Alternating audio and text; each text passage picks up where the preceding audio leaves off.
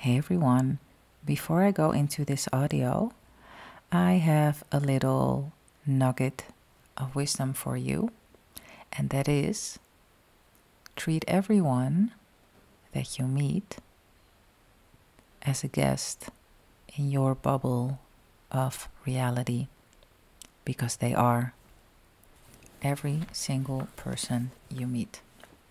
Okay, let's continue with the audiobook. Altering an event before it enters physical reality. You have an appointment with your tax person. You expect the results to be depressing based on facts of which you are aware.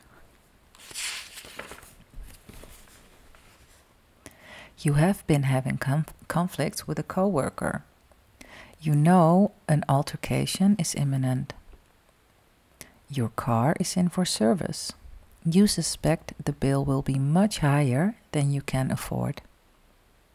These probable events feel very solid to you because you have physical facts already in hand that suggest a definite outcome will manifest in your future. Sure, these events are still in the field of probabilities, but something tells you there's a good chance of them entering your life. What to do? Change their outcome through imagining.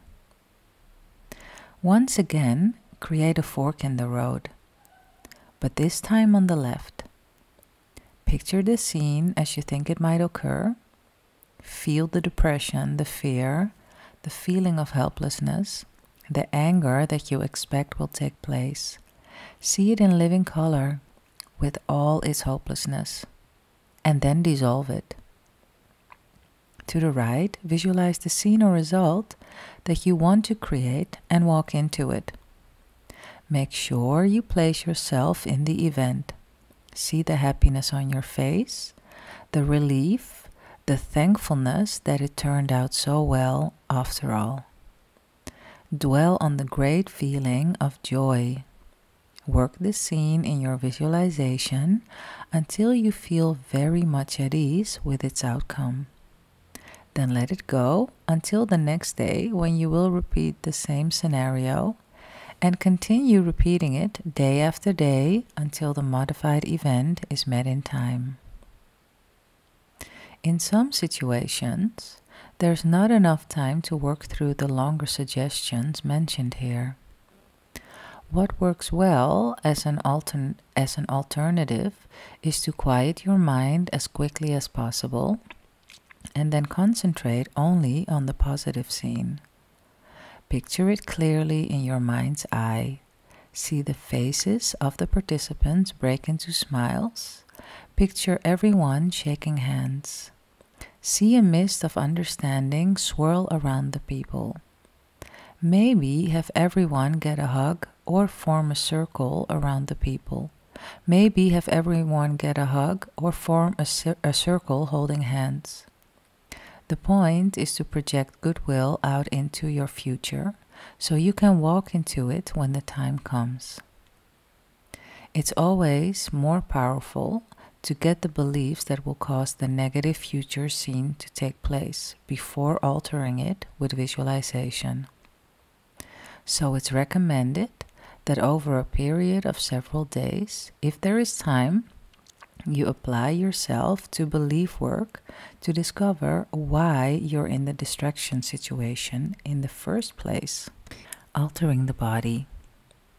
You hypnotize your very nerves and the cells within your body, for they will react as you expect them to react, and the beliefs of your conscious mind are followed in degree by all portions of the self down to the smallest atom and molecule.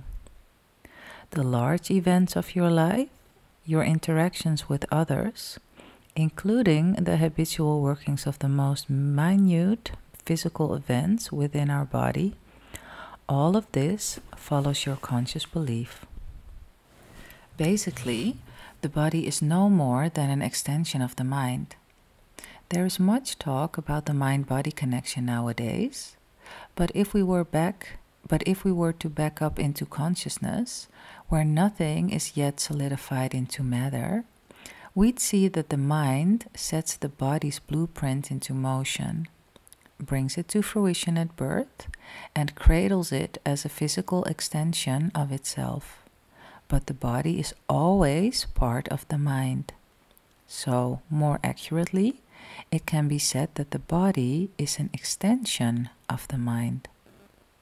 Another bout of semantics? Not when you're attempting to heal a living organism which you think, in between brackets, hope, can be influenced by the mind. Of course it can be. It is the mind, or a portion of it. You don't have to be concerned one iota about the workings of the body in order to heal yourself. You don't have to know medical terms, scientific theories, bone structure, or virus movement. They are irrelevant to the healing process. All you have to do is work within the mind to make changes occur. In fact, that's the only method of changing bodily conditions of any sort. You make up your mind to bring change into your world, and you select your system of choice, be it conscious creation or Western medicine. Neither is superior to the other. After all, whatever stops the pain is bottom line we seek. Here's a little aside, a very interesting one, I think. According to Seth, when we heal ourselves, what we've actually done is select a new probability in the moment and insert it into our past. And that probability is one where we had no physical problem. As a result, that healthy probability is met now in our life. In other words, we really don't move forward through time to reach a place of health. We simply select a probability that suits our present desires, insert it into the past, and in comes a healthy body. So, one method of healing is this. See your body backing up through time to a scene where you were without today's problem. Bring that person into clear focus. See the body at ease, with things on its mind other than health issues, because there are none in that probability. Now superimpose the past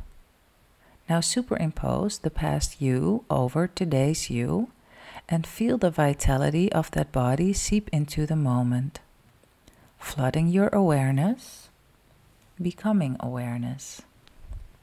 Hold that picture for as long as you can, and then let it go for a while. Do the same process several times throughout the day for as long as necessary. You can also simply reject the illness condition from your reality.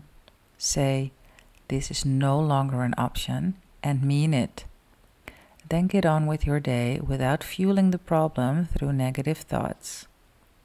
The visualizations for healing are endless, and rather well covered in many books on the market. You, however, are the director of your play, so it's best you select the ingredients that feel right to you for your healing and use them lavishly. Some people may want to go within the body to the point of pain and work their mind magic on that specific area. Others may use focused light or energy if they believe in those processes. It really doesn't matter what you choose. Every single one of the techniques you can conjure up, from the intake of medicine to conscious visual manipulations, are all played out in your mind anyway. And that's where their success lies. To end this section on the body, here's an interesting thought. When does an illness actually start? For instance, my sister owns a delicatessen, and one of her workers was exposed to hepatitis. The health authorities said the incubation period for the virus was 3 weeks.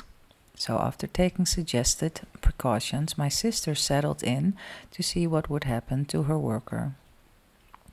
At the end of the waiting period, the worker did indeed test positive to the disease. The question is, when did the creation of that illness happen? Did it start 3 weeks earlier? Or did it happen in the spaces present, made to look like it conformed to the timetables of science?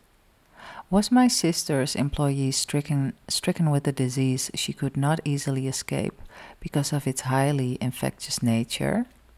Or did she mull over the decision on another level of consciousness, think about the repercussions in her life, and finally decide to actualize it in physicality?